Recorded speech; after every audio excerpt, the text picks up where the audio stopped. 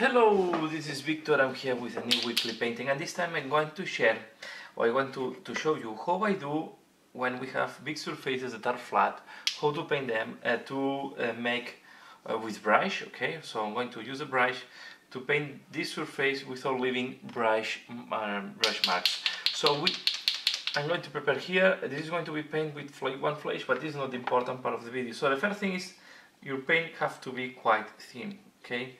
We tested, you see it's almost transparent, and in that case I want to go on top of white, so you have to have a nice prime, okay, a nice white prime, and we are going to apply this with a very soft brush and a very thin paint.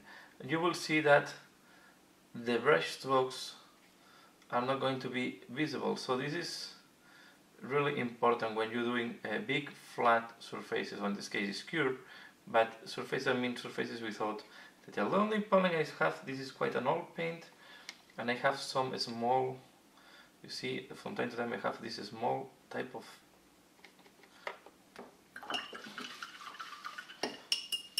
okay. So we are going to paint this quite thin, and I think for me what is working better is a soft brush with a round tip. Okay, I don't need a very pointy tip to do that, so I prefer to have it's almost like using the wire brush type of brush, right? So you want something really soft. You can see the only problem you can have is this brush. You use it for dry brush,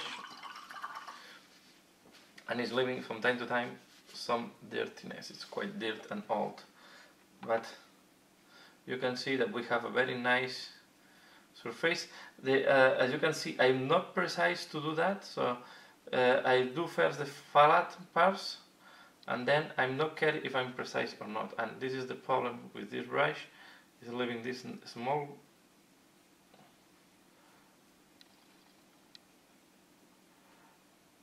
like a small hair or bristles. So we are going to do this. I'm going to do the other side. Okay, and you can see that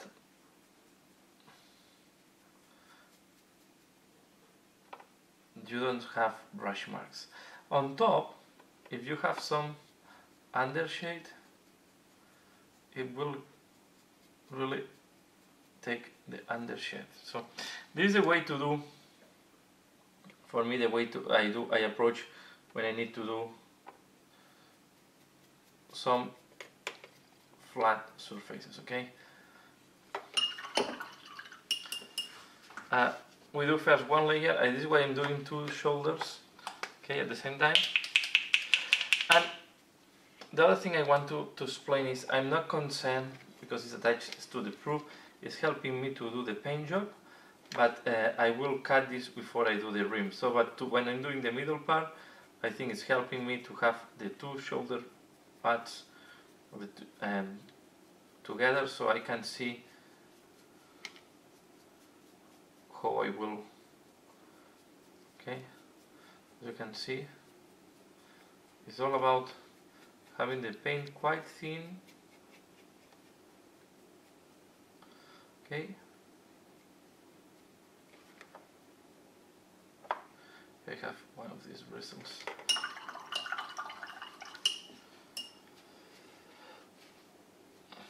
This brush, I'm using a really bad brush. This is in very bad shape, this brush, but I have the feeling that when you do big surfaces, it's working better than when you're doing one. And this way of painting is also quite, as you can see, I'm not, can damage also well the brush, the way I'm doing that. But I do second layer, and you see that the surface is nice and clean, and we don't have any brush strokes. If you have to paint a light color on top of a dark color, I recommend that you do first some thin layers of white or light gray, okay, to help to, if not, it's going to be, if you try to do from very dark to a light color, it's going to be very difficult for you to do it without leaving brush strokes. So you have really to work on doing several layers, okay? Don't try never to do a thick layer because it's not working. Okay, I'm going to shake again. And I'm shaking because the paint is already quite thin in this pot. I thin it down with water, and this is why the paint is nicely applied. Okay. I'm applying very little pressure and just, okay, I'm applying very little pressure, and as I said, I don't care. Here I need to wait this dry before doing this part. So I will wait this dry and we'll go the second layer on camera so you can see the final result. While the shoulder part is drying, I want to also show you this one here, okay? Here you can see the base color is, or the color I sprayed is almost the color that I'm going to paint on top, okay? The new color is a little bit darker. This is also helping a lot on making less layers and having a very fine finishing. So try to paint with, if it's possible, if you have a spray that is quite close to the color that you want to paint, I highly recommend to use this to give the base color as close as possible to the final one that you want to use. This I tested here for first time. I did this for first time on the nights, and it's helping a lot, especially if you have a color that is quite transparent, like this pinkish color.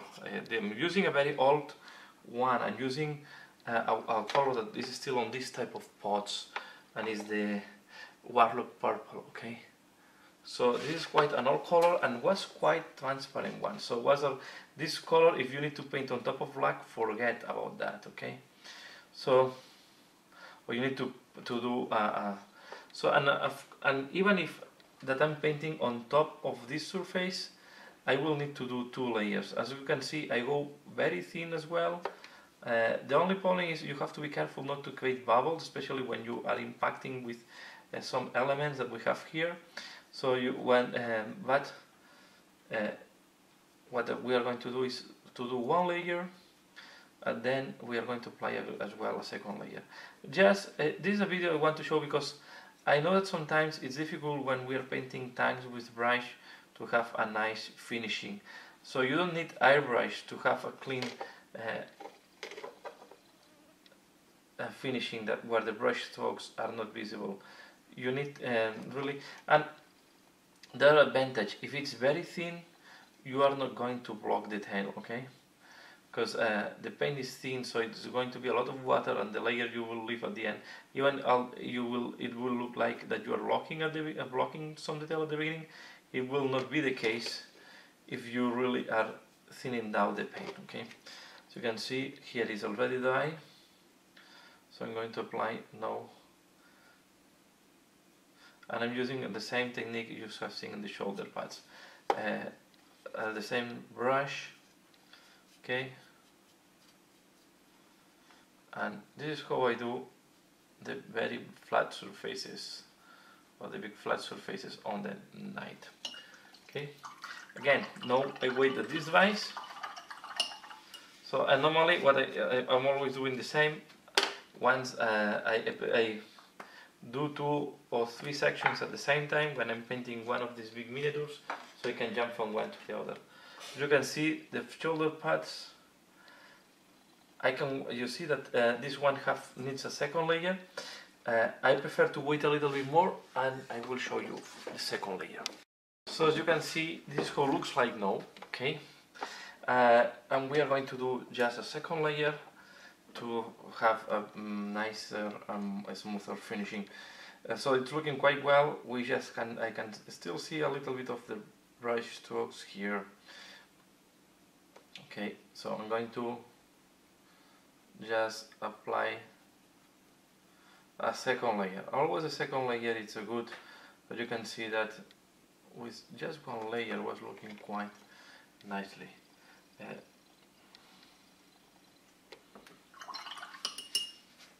Okay,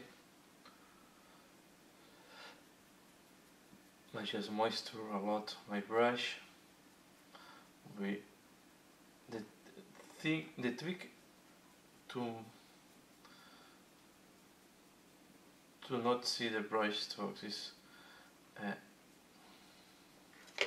it's to do several thin layers, right? So this one is looking really good. Here I have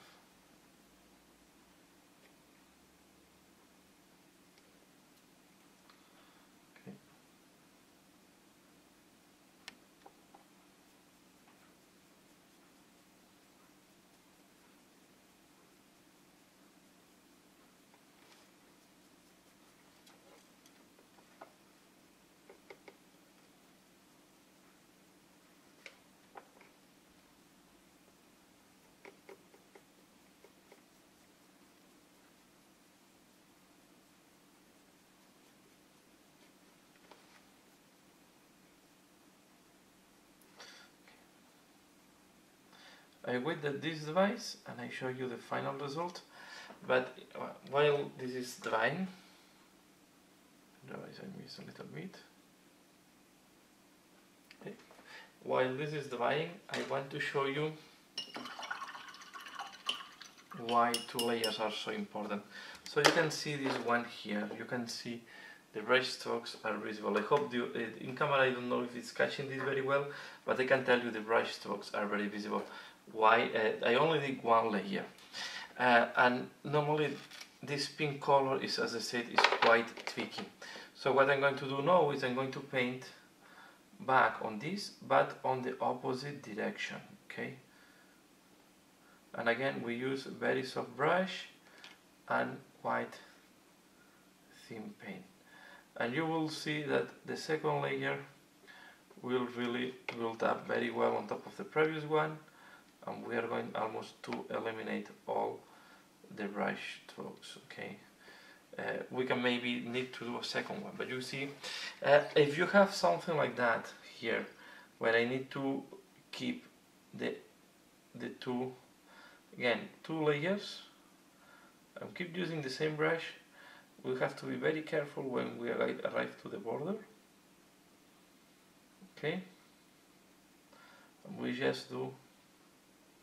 So this is a way to do flat surfaces, and it's more a matter of patience.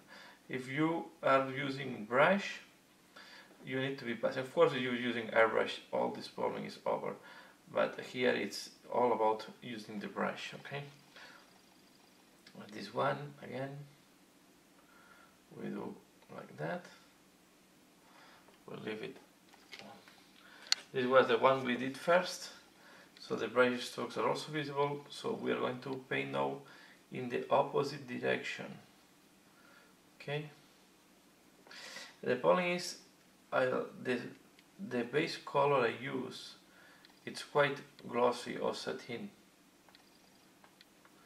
and it's leaving some.